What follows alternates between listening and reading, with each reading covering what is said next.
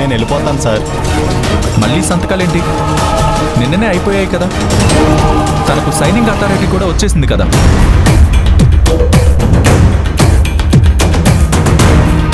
Signing authority చేయించడం కోసం తెలుగులో నీలవేణి అని సంతకం పెట్టినా ఏమీ కాదు, కానీ బిజినెస్ డీలింగ్స్కి, కాంట్రాక్ట్స్కి, శాలరీస్ అన్నిటికీ ఇంగ్లీష్లోనే సంతకం పెట్టాలని మన కంపెనీ క్లాజ్లో ఉంది సార్.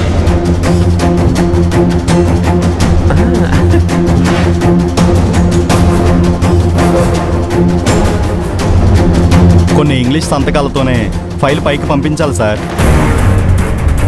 నాకు ఇంగ్లీష్ రాదు కదన్నా.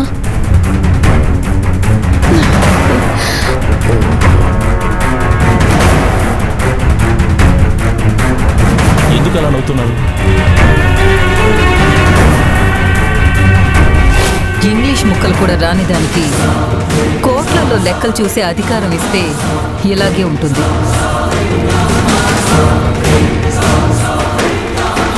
కోటికి ఎన్ని సున్నాలో?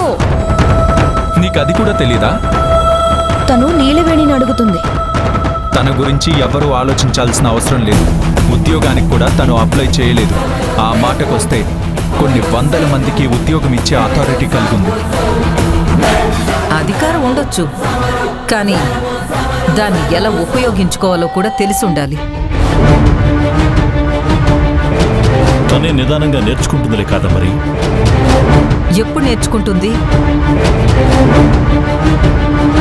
ఆలోపు పుణ్యకాలం కాస్త గడిచిపోతుందమ్మా. ఈ విషయాల్లో ఎవరూ హడావుడి చేస్తూ నీలవేణిని కంగారు పెట్టాల్సిన అవసరం లేదు.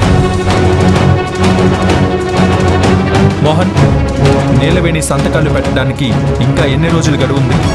4 రోజులు ఉంది సార్. వచ్చే సోమవారం లోపు తను నేర్చుకోగలిగితే సరే, లేదంటే చాలా ఇబ్బందులు ఎదురవుతాయి సార్.